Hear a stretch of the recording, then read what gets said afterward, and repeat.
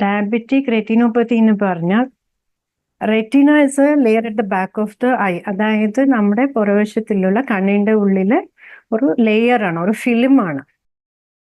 അപ്പോൾ ഡയബറ്റീസ് ഈ അസുഖത്തില് ഈ റെറ്റിനെ എങ്ങനെ ബാധിക്കും എന്നതാണ് ഈ ഡയബറ്റിക് റെറ്റിനോപ്പതി എന്ന് പറയുന്ന ഒരു ടെർമിനോളജിയാണ്.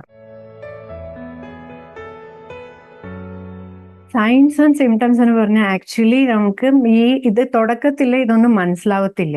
അതുകൊണ്ടാണ് നമ്മൾ സ്ക്രീനിങ് ചെയ്തിട്ട്, അതായത് നമ്മൾ തന്നെ അങ്ങോട്ട് ടെസ്റ്റ് ചെയ്തിട്ട് കണ്ടുപിടിക്കുന്ന ഒരു പ്രശ്നമാണ് ഇത്.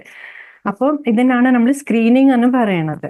ബിക്കോസ് തുടക്കത്തിൽ നമുക്ക് പേഷ്യൻസിന് ഒന്നും മനസ്സിലാവത്തില്ല. ഇത് അഡ്വാൻസ് സ്റ്റേജ് ആകുമ്പോഴാണ് കാഴ്ചയെ ബാധിക്കുന്നതും പേഷ്യൻസിന് മനസ്സിലാക്കി കിട്ടുന്നത്. അപ്പോൾ ഈ സൈൻസ് ആൻഡ് സിംറ്റം ഏർലി സ്റ്റേജസിൽ ഒന്നും ഉണ്ടാവത്തില്ല. ലേറ്റർ സ്റ്റേജസിൽ സഡൻ ലോസ് ഓഫ് വിഷൻ എന്ന് പറഞ്ഞു പെട്ടെന്ന് കാഴ്ച ഇങ്ങനെ മങ്ങിപ്പോവും. അത് ചിലപ്പോൾ haemorrhage or bleeding into the eye എന്ന് പറയും. അതായത് ബ്ലീഡിങ് കണ്ണിന്റെ ഉള്ളിൽ വരാൻ സാധ്യതയുണ്ട് റെറ്റിനോപ്പതി ആയിട്ട്, അങ്ങനെ വരാം. പിന്നെ ഇല്ലെങ്കിൽ സെൻട്രൽ ബ്ലഡ് വിഷന് വരാം, അതായത് നമുക്ക് വായിക്കാൻ പറ്റത്തില്ല.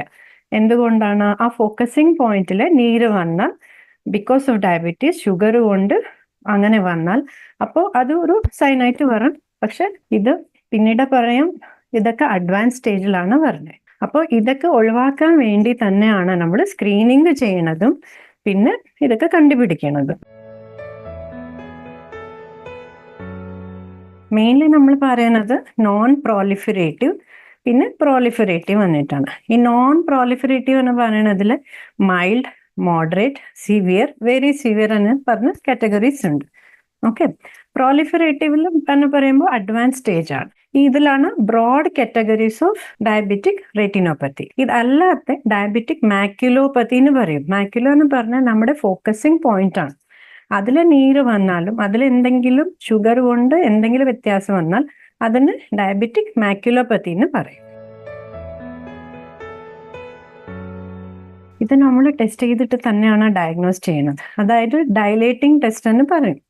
നമ്മൾ കണ്ണിലെ ഐ ഡ്രോപ്സ് ഒഴിച്ചിട്ട് കൃഷ്ണമണിയെ വിസ്താറാക്കിയിട്ട് കണ്ണിന്റെ ഉള്ളിലെ നോക്കുന്നതാണ് ഈ ഡയലേറ്റഡ് ഐ എക്സാമിനേഷൻ എന്ന് പറയുന്നത്. അപ്പോൾ അത് ഒരു അരമണിക്കൂർ ഇല്ലെങ്കിൽ 1 മണിക്കൂർ ചിലപ്പോൾ പിടിക്കുന്നതായിരിക്കും. പിന്നെ ഈ ടെസ്റ്റ് കഴിഞ്ഞ ശേഷം പേഷ്യന്റിന് ഒരു ചെറിയ മൂടലും ഉണ്ടാവും കേട്ടോ. അപ്പോൾ ഇതൊക്കെ പറഞ്ഞിട്ടാണ് നമ്മൾ ഈ ടെസ്റ്റ് ചെയ്യുന്നത് തന്നെ. അപ്പോൾ ഈ മരുന്ന് വെച്ചിട്ട് ഞങ്ങളുടെ കണ്ണിന്റെ ഉള്ളിലെ നോക്കും. അതിന് നമുക്ക് സ്പെഷ്യൽ ലെൻസസ് ഉണ്ട്. അത് ഉപയോഗിച്ചിട്ടാണ് നമ്മൾ കണ്ണിന്റെ ഉള്ളിൽ റെറ്റിനയുടെ ടെസ്റ്റ് ചെയ്യുന്നത്. അങ്ങനെയാണ് ഡയബറ്റിക് റെറ്റിനോപ്പതി നമ്മൾ കണ്ടുപിടിക്കുന്നത്. Diabetic retinopathy treatment depends on the stage. അതായത് പറഞ്ഞ പോലെ പ്രോലിഫറേറ്റീവ്, നോൺ പ്രോലിഫറേറ്റീവ് ഉണ്ടല്ലോ. നോൺ പ്രോലിഫറേറ്റീവ് ആണെങ്കിൽ അതിൽ മൈൽഡ്, മോഡറേറ്റ്, സിവിയർ, പിന്നെ വെരി സിവിയർ ഉണ്ട്. മൈൽഡ് ആൻഡ് മോഡറേറ്റ് എന്ന് പറയുമ്പോൾ നമുക്ക് ചില വ്യത്യാസങ്ങൾ മാത്രമേ കാണത്തുള്ളൂ റെറ്റിനൽ. അപ്പോൾ നമ്മൾ പേഷ്യൻ്റ് അടുത്ത് പറയും, നിങ്ങൾ ചികിത്സിക്കുന്ന ഷുഗറിന്റെ ഡോക്ടർ, അതായത് ഡയബറ്റോളജിസ്റ്റോ ഫിസിഷ്യനോ ഇവരുടെ അടുത്ത് പോയി പറയും, ഇങ്ങനെ കണ്ണിന്റെ റെറ്റിനെ ബാധിച്ചിട്ടുണ്ട്, അതുകൊണ്ട് ഇത്ര കൂടെ ഒരു നല്ല ഷുഗറിന്റെ നിയന്ത്രണം വേണം, അതായത് ടൈറ്റ് കൺട്രോൾ ഓഫ് ഷുഗർ എന്ന് പറയും. അപ്പോൾ അത് വേണം, ഇത്ര നമ്മൾ ഷുഗർ നല്ലപോലെ കൺട്രോൾ ചെയ്താൽ മതി ആയിരിക്കും എന്ന് പറയും. When it goes to severe stage അപ്പോൾ നമുക്ക് ലേസർ ചിലപ്പോൾ ചെയ്യേണ്ടി വരും. അലോങ് വിത്ത് ഷുഗർ കൺട്രോൾ ആണ് ഏറ്റവും പ്രധാനപ്പെട്ട കാര്യം ഇതിൽ. അപ്പോൾ along with it we also treat the retinopathy using ലേസേഴ്സ്. Proliferative എന്ന് പറയുമ്പോൾ ചിലപ്പോൾ കണ്ണിലെ ബ്ലീഡിങ് വന്നിട്ട് പെട്ടെന്ന് കാഴ്ച കുറയാൻ സാധ്യതയുണ്ട്. അതിന് നമ്മൾ വിട്രിയസ് ഹെമറേജ് എന്ന് പറയും.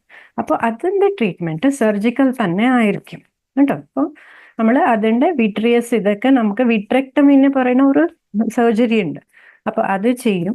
പിന്നെ കണ്ണിന്റെ ഉള്ളിലെ ലേസർക്ക് ചെയ്യും. എവിടെ ബ്ലീഡിങ് പോയിന്റ്സ് ഉണ്ടോ ലേസർ ചെയ്തിട്ട് അതൊക്കെ കരയിപ്പിക്കും. പിന്നെ സിലിക്കോൺ ഓയിൽ എന്ന് പറഞ്ഞിട്ടുണ്ട്. If there is a retinal detachment silicone ഓയിലും യൂസ് ചെയ്യും. പക്ഷെ let me tell again, main thing in diabetic retinopathy is very strict control of sugar levels in the blood. Early സ്റ്റേജസിൽ ഇത് ക്യൂർ ചെയ്യാൻ പറ്റും. നമുക്ക് ഷുഗർ നല്ലപോലെ കൺട്രോൾ ആയിട്ട് കിട്ടിയ പിന്നെ നമുക്ക് ആ changes will become reversible also. And sometimes we might have to do lasers, injections ആവാം. പക്ഷെ ഇറ്റ് ക്യാൻ ബി കൺട്രോൾ, അങ്ങനെയാണ്. പക്ഷെ വെരി സിവിയർ കേസസിൽ നമുക്ക് റിവേഴ്സ് ചെയ്യാൻ പറ്റില്ല, ക്യൂർ ചെയ്യാൻ പറ്റില്ല, കൺട്രോൾ ചെയ്യാനേ പറ്റുള്ളൂ. പിന്നെ ഉള്ള കാഴ്ച നിലനിർത്താനുള്ള ചികിത്സ ആയിരിക്കും. Any diabetic can get diabetic retinopathy. ചിലപ്പോൾ നമ്മൾ ഓഫ്താൽമോളജി ഡിപ്പാർട്ട്മെന്റ് അതിൻ്റെ, അതായത് കണ്ണിന്റെ നേത്രരോഗ പരിശോധന വിഭാഗത്തിൽ നമ്മൾ ഷുഗർ കണ്ടുപിടിക്കും. ചിലപ്പോൾ നമ്മൾ കണ്ണിന്റെ ടെസ്റ്റ് ചെയ്യുമ്പോൾ ഈ വ്യത്യാസങ്ങൾ കണ്ടിട്ട് നിങ്ങൾക്ക് ഷുഗർ ഉണ്ട് എന്ന് പറഞ്ഞു, അപ്പോൾ ഇല്ല ഷുഗർ ഉണ്ടോ എന്ന് ചോദിക്കുമ്പോൾ ഇപ്പോൾ പേഷ്യൻസ് നെട്ടിപ്പോവും, ഞങ്ങൾക്ക് ഷുഗർ ഇല്ലല്ലോ.